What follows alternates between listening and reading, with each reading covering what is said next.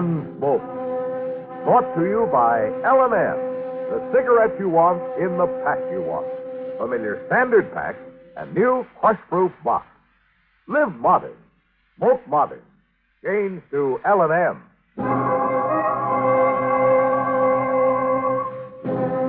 Around Dodge City and in the territory on West, there's just one way to handle the killers and the spoilers, and that's with a U.S. Marshal and the smell of gun smoke.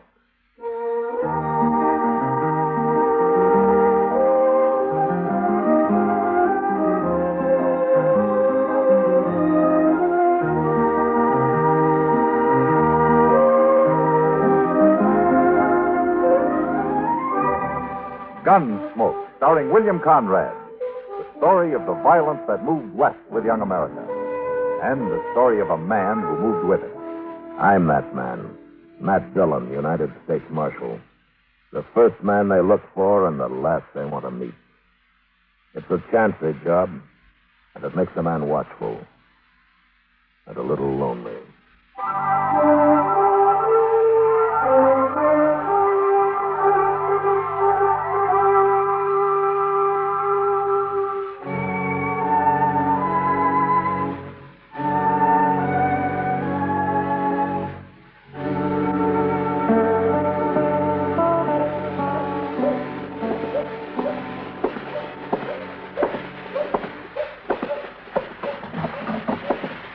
Morning, Miles. 17 minutes, Matthew. 17 minutes exactly since I sent that boy to find you. Oh, is that so? A crime has occurred, Matthew. And dawdling over your breakfast coffee is not likely to bring the culprit to justice. The boy said somebody broke into your store last night, Miles. Aye. How'd they get in? Well, by breaking the glass in the back window. 2 panes at $4.32 a pane. You know, Miles, I told you a year ago you ought to put gratings over those windows like the rest of the stores in town. Aye, but gratings cost money, Matthew. Yeah, and so do burglaries. Well, what do they take? Well, I've been compiling a list. Now, here's exactly what's missing. 1 blue blanket, retail price $6.40.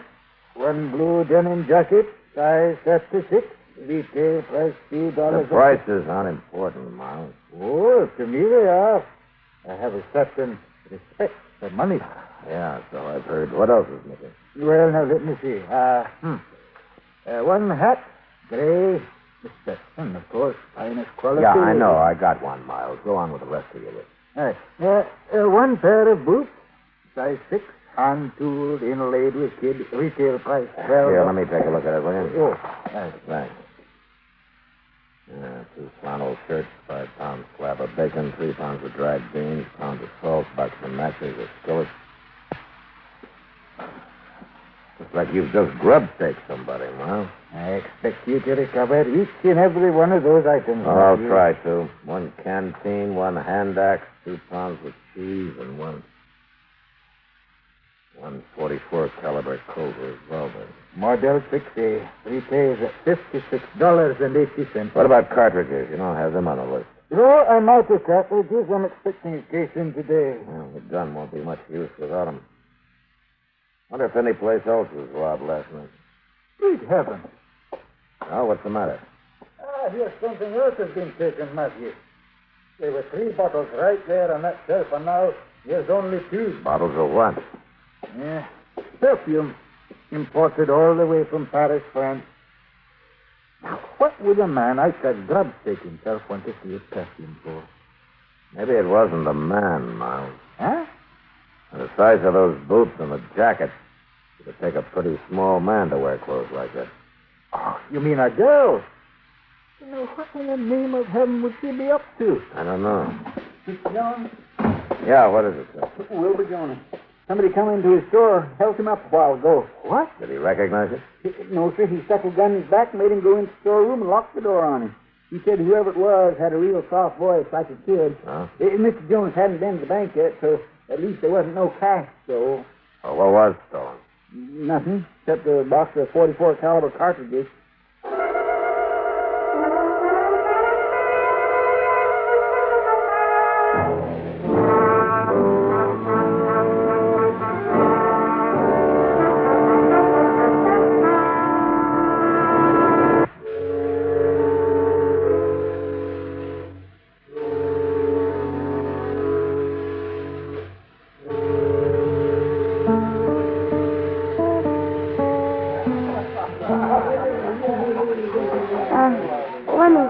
perfume again, will you, Matt? Yeah, sure, Kitty, here.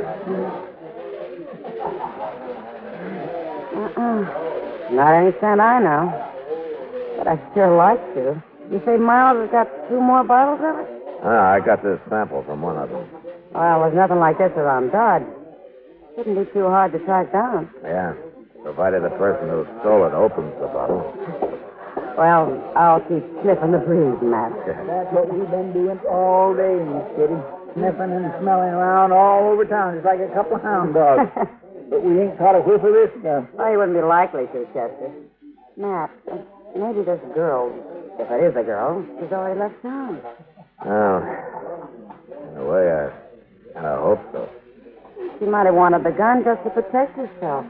She wasn't protecting herself when she shoved it in Will Jonah's back this morning, Kitty. Oh, I know, but it It was wasn't... empty then. It's not empty now. Well, by golly. I was just wondering who I'd let buy me a drink this evening. Yeah? Well, as far as I'm concerned, Doc, you're still wondering. What's the matter? Well, good evening, Kitty. hello, Doc. Yes. Hello, Doctor. Oh, say, I understand somebody borrowed a few things off of old man McCagg last night. Yeah, they did, Doc. Oh, they did, huh? Crime rampant, and the local law inhabits a saloon. Here, Doc, smell this, will you? Huh? Oh, yeah. Say, what do you do, Matt? Just put it on your hair or use it when you shave? You ever smell that scent anywhere before, Doc? Oh, slightly familiar. No? What do you mean, slightly familiar? Well, I mean, I smelled the same thing earlier today somewhere. Today? Where, Doc? Where was? Where did you smell it today? I don't even remember. Say, Matt, what do you say we get up a coke again? Doc, will you think? Where did you smell this perfume today? I don't know. Let me see now. I was all over town at one time or another. It wasn't at the livery stable, naturally, or at the bank. Oh, forget it, man. I don't have the slightest idea. Oh. Wait a minute. Now I remember. Yeah? I was talking to Mr. Doby in the lobby of the Dodge House, and this kid came. The Dodge House, huh? That's right. He reeked of the stuff. Yes, that's where it was. He rented himself a room there. But why? I'll tell you later, Doc. Chester, come on.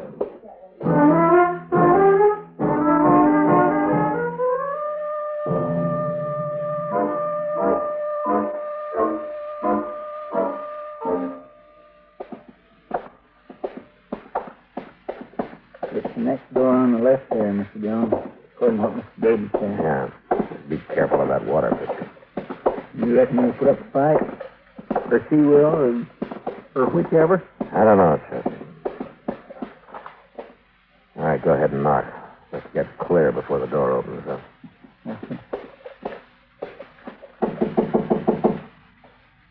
Who's there? I fetched you some drinking water. Leave it out there in the hall. Okay, but you better get it before the ice melts. All right, walk off a ways, Chester.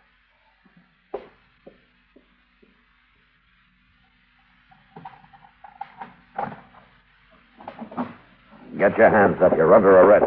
What? Chester, come here, take the gun. All right, get back in the room. No use getting the whole hotel stirred up. I ain't done nothing. You got no call to arrest me. Inside, I said. Golly, if you wasn't right, Mr. Dillon, it is a girl. You mind your own business. Who are you anyway? What? He's a U.S. Marshal. That's who he is. A marshal? Where did you get that shirt you're wearing, miss? And the boots. What about this gun? Where you think I got him? I don't think I know now. What's your name? My name's Willie Deeper, and I'm from down around Osage Junction. Willie? What kind of a name's that for a female? Why, you shut your tater Willie. trap. How old are you? 16. To tell you your business. 16, huh? Why did you break into that store last night? Who says I did? The clothes you're wearing, that Stetson on the bed over there, the stuff all over this room, every bit of it was stolen. How'd you figure it was me, Marshal? That perfume you took. Doc Adams was down in the lobby when you rented your room here. He smelled it on you. Oh, I guess I know that perfume was going to bring bad luck. Them other things I needed. It's that there perfume I just wanted. Never had none before. Never even smelt none. Just heard about it. What are you doing running away from home? I ain't running. I already run. You was to drag me with wild horses. I wouldn't go back there. Why not? You knowed my steppa, you wouldn't ask why not. Work a body to their death. That's all he knows. He's got a dry farm down here. Ain't never going to be worth nothing no matter what. He'll work day and night just like a man. I ain't never even owned a dress. I don't believe in going in for frills. Yeah, I see. It beats me, too. Last time he'd done it 2 days ago, I just lit out. Look, mister. You see that bruise on the side of my head? You see, oh, for land's sake, mister, that's just... All right, get your hands up, mister. You make a move, Marshal, and I'll blow this feller's backbone clean through his belly. I'm not moving. Just take it easy, sir. Well, back off now, mister. Away from the door. Well, I didn't run away from home just to end up in no jail. Where are you going to end up, Willie? Never you mind about me, Marshal. Now you two just stay put.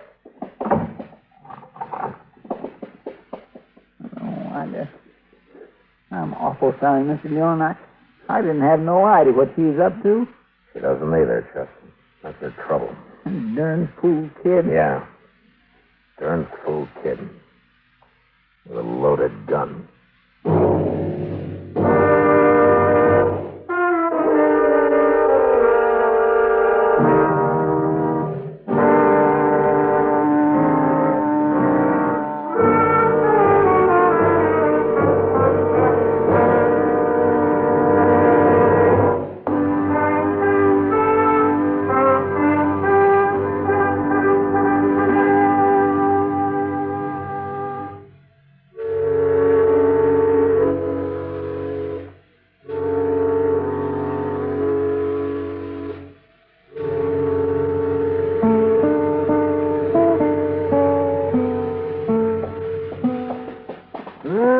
Now, Matthew, this shirt's not being worn. Won't have to discount it, at least. Now, the same goes for this skillet, Miles. And the blanket, canteen, hand axe. Ain't none of these beans been used neither, Miss McCagg. No, just hold your horses, you two. I got to weigh this cheese. No, for I'm taking a A man can't calculate his profits without knowing his cost. Aha. I knew some of it was gone. I ate about 20 cents worth of that corner there. 22 cents to be exact. Well, at least she didn't have time to eat any of your bacon, Miles. Well, there you are. Yeah, it's about the size of it. That's all we found in her room. Yeah, those are just the low-price items, Matthew. You still got away with a $12.50 pair of boots? She hasn't gotten away yet, Miles. We'll find her before the night's over. We know what she looks like now, at least. And we know her name. Willie Beaver. Aye. Homesteader's child, you say? Yeah. Dry farm down toward Osage. It's too much work, I guess. And too little to do anything else. Mighty hard living, dry farming. Doesn't pay much of anything to speak of. No, not much. Matthew, look, if you catch her and you get back those boots and that gun and the other items, well, what I mean is this. She can keep that perfume if she wants it. Well, forevermore.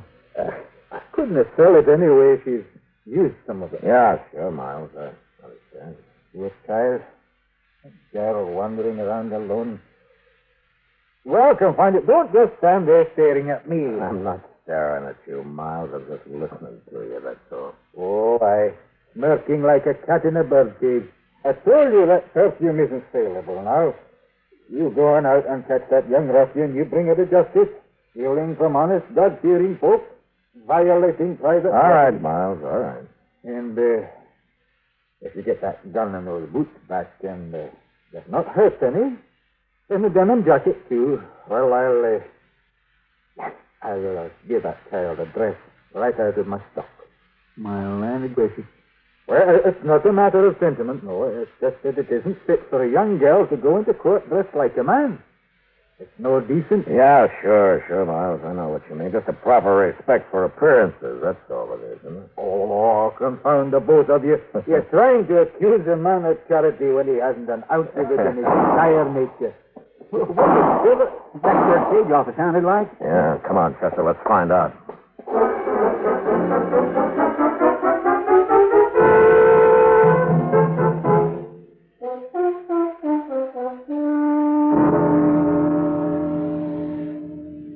So help me, Marshal. I didn't know.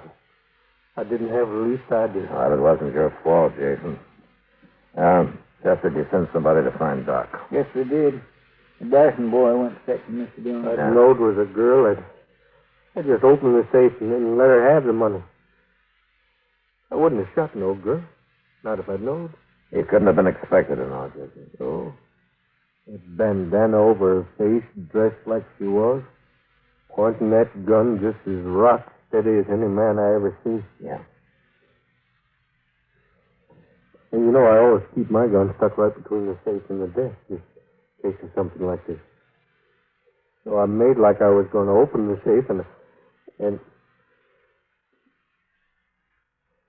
you sure, Mark? Are you sure she's dead? Yeah, I'm afraid she is. Killing a girl. I never done nothing so bad in my whole life. So help me, Mark. I didn't know. Look, anybody else would have done the same thing. Now, it couldn't be helped. It's done, and blaming yourself won't undo it. Now, look, why don't you go outside a while and get some fresh air, huh? I reckon maybe I'd better. I reckon I'd just get outside a while. Old Jason's broke up pretty bad over there. Well, I guess most anybody would be. Dang, poor young'un. Well, she paid for it, Chester. Well, there's no point leaving her there on the dirty floor. Let's lift her up on the counter. All right. Let me get her shoulders. You know, she wasn't lying.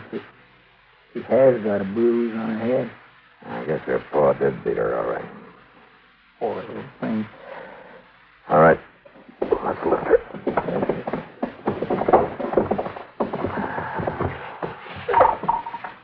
Oh, what's that fell out of her jacket? Mr. Dillon. Yeah, I know. It's her perfume.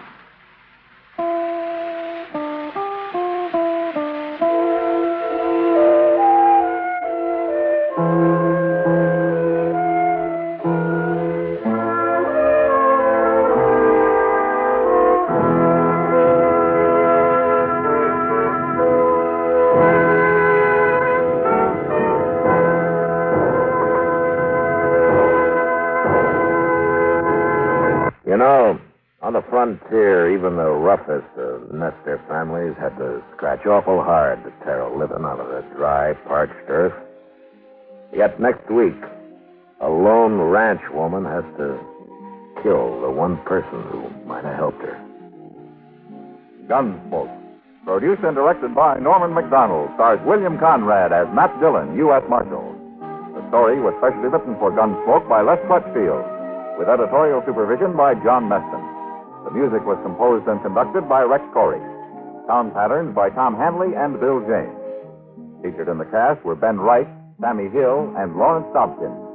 Harley Bear is Chester, Howard McNear is Doc, and Georgia Ellis is Kitty. We are proud to announce that Rex Corey won the annual Downbeat Magazine Award for the best original scoring of a regularly scheduled radio series as musical director of CBS Radio's Gunsmoke.